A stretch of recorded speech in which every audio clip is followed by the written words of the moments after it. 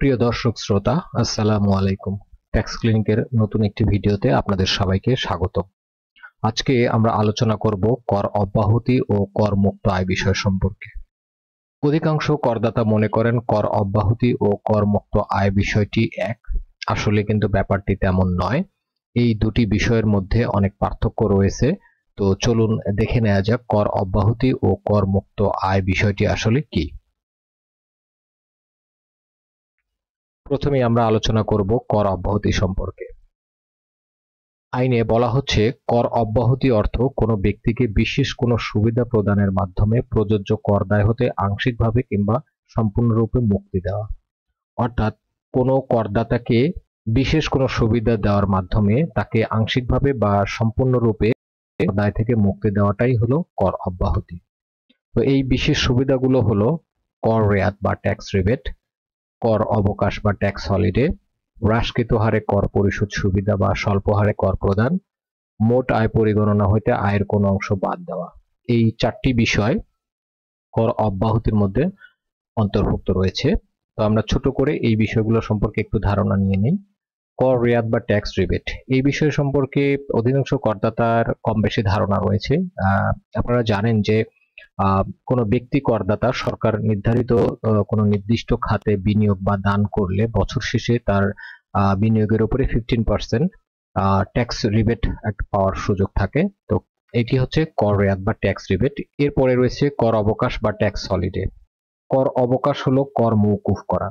সরকার অনেক সময় কোনো বিশেষ শিল্পের উন্নয়নের জন্য অথবা কোনো এলাকার শিল্পোন্নয়ন ত্বরান্বিত করার জন্য ওই শিল্পের বা ওই এলাকায় স্থাপিত শিল্পের অর্জিত মুনাফার উপর সম্পূর্ণ বা নির্দিষ্ট হারে নির্দিষ্ট মেয়াদের জন্য কর মওকুফ করে। এই কর মওকুফ করে দেওয়ার ব্যবস্থাকেই কর অবকাশ বা ট্যাক্স হলিডে বলে। এরপরে রয়েছে হ্রাসকৃত হারে কর পরিশোধের সুবিধা বা স্বল্প হারে কর প্রদান। তো কোনো করদাতাকে সরকার যখন স্ট্যান্ডার্ড যে ট্যাক্স রেট তার চেয়ে কম হারে ট্যাক্স প্রদানের সুবিধা দেওয়াটাও কিন্তু আসলে কর অব্যাহতির মধ্যে অন্তর্ভুক্ত।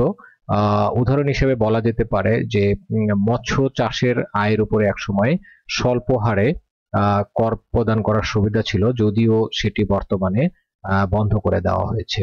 তো এটিও কিন্তু কর অব্যাহতির অন্তর্ভুক্ত। এরপরে চতুর্থ যে বিষয়টি রয়েছে সেটি হলো মোট আয় পরিগণনা হতে আয়ের কোনো অংশ বাদ দেওয়া।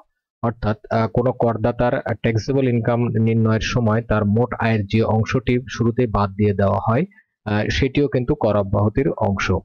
উদাহরণ হিসেবে বলা যেতে পারে যে বেসরকারি চাকরিজীবী যারা রয়েছেন তাদের বেতন খাতের আয়ের ট্যাক্স নির্ণয় করার সময় মোট বেতন ভাতা থেকে 1/3 অথবা 5 লাখ টাকা, এই দুইয়ের মধ্যে যেটি ছোট সেটি বাদ দিয়ে বাকি টাকার উপরে ট্যাক্স ক্যালকুলেশন করা হয়। এই বাদ দিয়ে দেওয়া অংশটাও কিন্তু কর অব্যাহতির অংশ। ফলে আমরা দেখতে পেলাম যে কর অব্যাহতি বিষয়টার মধ্যে কর রেয়াত, কর অবকাশ, হ্রাসকৃত কর হার এবং মোট আয় পরিগণনা হতে আয়ের কোনো অংশ বাদ দেওয়া, এই সবগুলো বিষয় অন্তর্ভুক্ত রয়েছে। এ পর্যায়ে আমরা আলোচনা করব করমুক্ত আয় সম্পর্কে। করমুক্ত আয় হলো মোট করযোগ্য আয়ের এমন একটি অংশ যাহার উপর শূন্য হারে ট্যাক্স আরোপ করা হয়। অর্থাৎ করযোগ্য আয়ের যে অংশের উপরে 0% ট্যাক্স ক্যালকুলেশন করা হয় সেটি হচ্ছে করমুক্ত আয়। প্রতি বছর জুন মাসে বাজেট পেশের সময় সব করদাতার কম বেশি এই বিষয়টির উপরে নজর থাকে যে এবছরে কত টাকা পর্যন্ত আয়ের উপরে ট্যাক্স দিতে হবে না। বেসিক্যালি এটি একটি করমুক্ত সীমা যার উপরে শূন্য হারে ট্যাক্স আরোপের সুযোগ দেওয়া হয়। উদাহরণ হিসেবে বলা যায় চলতি 25-26 কর বর্ষে 65 বছরের কম পুরুষ করদাতার প্রথম 3.5 লক্ষ টাকা আয়ের উপরে 0% ট্যাক্স, মহিলা ও 65 বছর ঊর্ধ্ব পুরুষ করদাতার প্রথম 4 লক্ষ টাকার আয়ের উপরে 0% ট্যাক্স। তো এই বিষয়গুলোর সঙ্গে আমরা সবাই পরিচিত। আশা করি করমুক্ত আয় এবং কর অব্যাহতি প্রাপ্ত আয় এই দুইটার মধ্যে মৌলিক যে পার্থক্য রয়েছে সেটি আপনারা বুঝতে পেরেছেন।